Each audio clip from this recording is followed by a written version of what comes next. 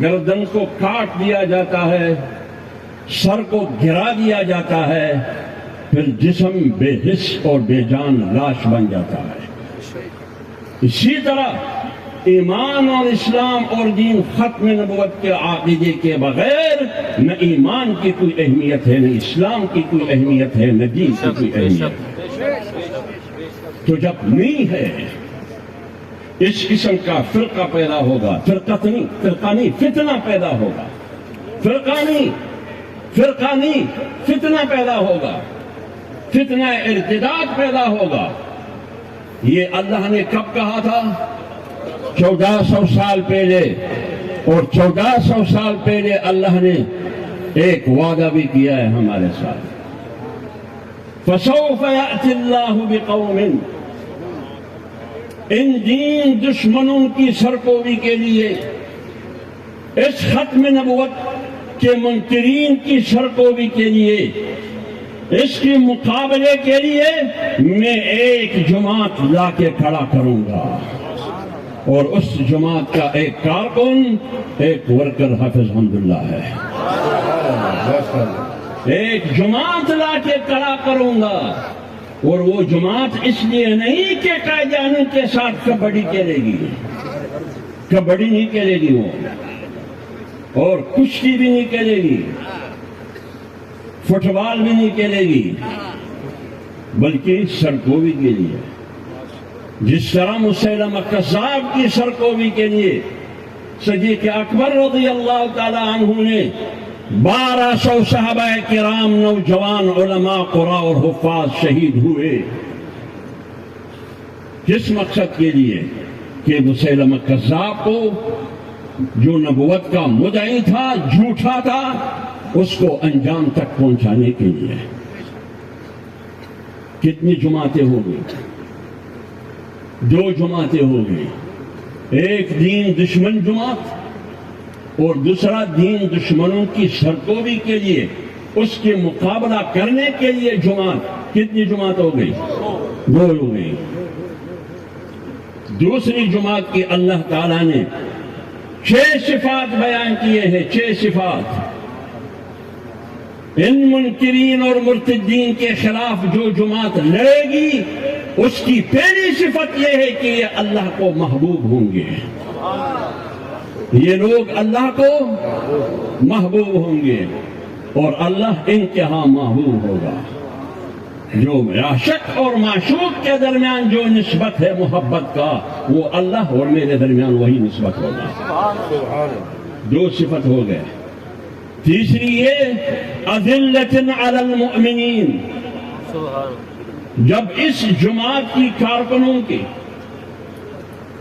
یہ لڑنے والی جماعت کی کارکنوں کی، اس لشکر کی سامنا اور مقابلہ جب مومنون کے ساتھ ہوگا، تو پھر رحماء بینہم کا فارمولہ زندہ رہے گا۔ کون سا فارمولہ زندہ رہے گا؟ رحماء بینہم اذلۃ علی المؤمنین، پھر سرنگون ہو کے اپنے بھائی کے سامنے پیش ہوں گے۔ لیکن جب دشمن سے مقابلہ ہوگا، جب دشمن سے مقابلہ ہوگا، تو پھر کس فارمولے پہ عمل ہوگا؟ اشداء علی الکفار اعزۃ علی الکافرین، پھر ہم چھڑائی کریں گے۔ کیا کریں گے؟ اس لیے میں نے کہا کہ جب آپ میری جذبات کو چھیڑیں گے، پھر آپ کو نہیں چھوڑیں گے۔ اور یہ ذمہ داری کس نے دی ہے ہم کو؟ یہ جو آپ کے سامنے جو تلاوت کی، جو آیات پڑھا، اس کا مطلب یہی ہے کہ وہ ذمہ داری میری اور آپ کی ہے۔ آگے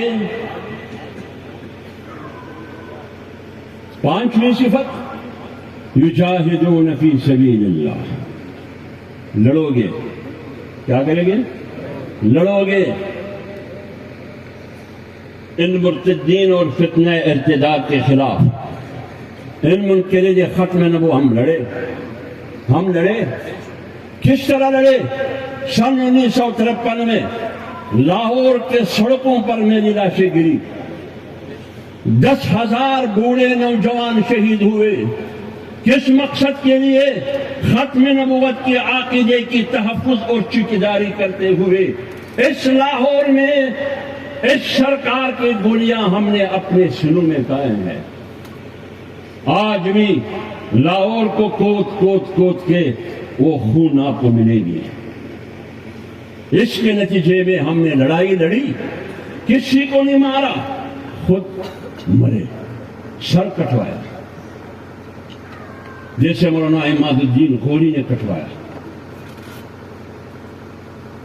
علماء کو معلوم ہوگا کہ سلطان محمد تغلق کے زمانے میں، سلطان تغلق کے زمانے میں اس کے دربار میں لوگ بیٹھے ہیں. وہ اتنا حکمرانی اور اقتدار اور کرسی کے نشے میں تھے. سلطان تغلق، اس دربار میں مولانا عماد الدین غوری بھی بیٹھے. تو سلطان نے کیا کہا؟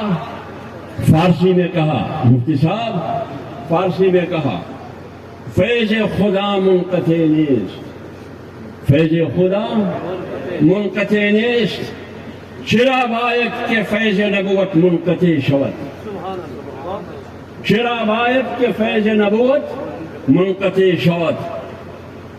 اگر کسی دعویٰ پیغمبری میں کند، تسلسل ہے، اگر کسی دعویٰ پیغمبری میں کند وہ معجزہ نماید، تصدیق میں کنید یعنی.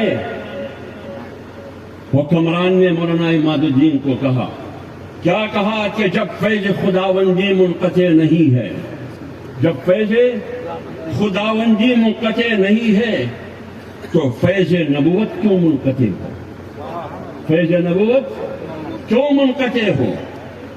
اگر اب کوئی پیغمبری کا دعویٰ کرے اور معجزہ دکھائے، بتاؤ مولانا عماد الدین غوری، اگر اب کوئی پیغمبری کا دعویٰ کرے اور معجزہ دکھائیے، غوری بتاؤ تو تم تصدیق کرو گے یا نہیں کرو گے؟ تصدیق میں کنید یعنی تم تصدیق کرو گے یا نہیں کرو گے؟ جیسے ہی مولانا غوری نے یہ سنی الفاظ،